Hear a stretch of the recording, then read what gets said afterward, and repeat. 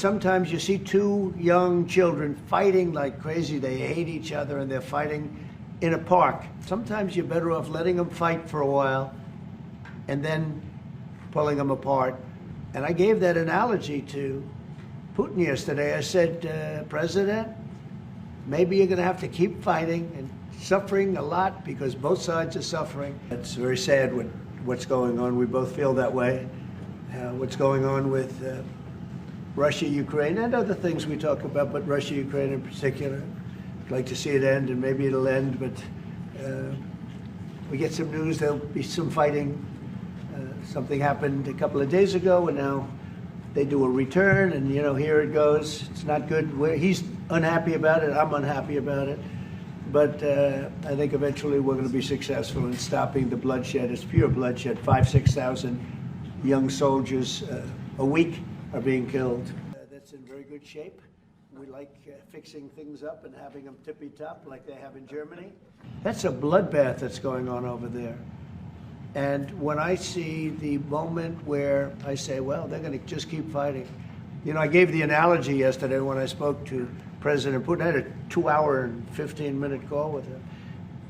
Sometimes, and this is me speaking maybe in a negative sense, but sometimes you see two young children fighting like crazy. They hate each other and they're fighting in a park. And you try and pull them apart. They don't want to be pulled. Sometimes you're better off letting them fight for a while and then pulling them apart. And I gave that analogy to Putin yesterday. I said, President, maybe you're going to have to keep fighting and suffering a lot because both sides are suffering before you pull them apart, before they're able to be pulled apart. But it's a pretty known analogy. You have two kids, they fight. Sometimes you let them fight for a little while. You see it in hockey, you see it in sports. The referees let them go for a couple of seconds, let them go for a little while before you pull them apart. And maybe, and I said it, and maybe that's a negative because we're saying go, but a lot of bad blood. There's some bad blood between the two. I have to deal with it, and the Chancellor has to deal with it. It's incredible. The level of, there's a great hatred between those two men, but between the warring parties. Great hatred. Thanks for that. I really enjoyed it.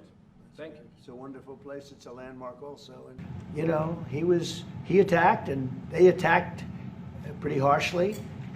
They went deep into Russia.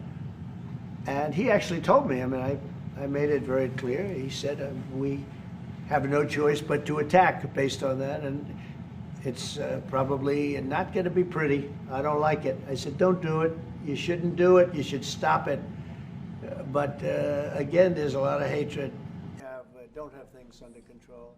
And why now? I can say that it can't come soon enough, frankly. Remember this. They like to say that I'm not friends with anybody. I'm friends with you. I'm not friends with I want the right thing to happen for our country, for everybody, for humanity. But I'm the one that stopped the pipeline. It's called Nord Stream 2. Until I came along, nobody ever heard, not one person in this room ever heard of Nord Stream 2. You probably did, yes, because it went to Germany. He's the only one knowing that this was a mistake. But I stopped it. I stopped it. Yeah, and you've said that openly. Yeah. It was a mistake because, and I used to go with Angela. I'd say, well, wait a minute. We're spending all this money to defend you against Russia, and then you're giving Russia billions of dollars a month. What kind of a deal is that? Which was... but you said it better than anybody else. I appreciate it. But I'm the one that stopped it. And that was the biggest economic development job, if you want to call it that, in the history, think of it, in the history of Russia. That was a massive, it's the biggest pipeline in the world. Going to go all over Europe, not only to Germany. They were Germany, but then they were branching off all over to Europe. Nobody ever heard of, not one person of you heard of it. And I stopped it. It was dead. And then they say, I'm friends with Putin. I got along with him. He respected me, I respected him. It would have never happened. But I stopped Nord Stream 2. When Biden came in, almost the first week, he approved it. He let it be built. And then they say that I wasn't tough on Russia. Putin said to me, you're not tough on Russia. You stopped the biggest, most important job we've ever done. You stopped it.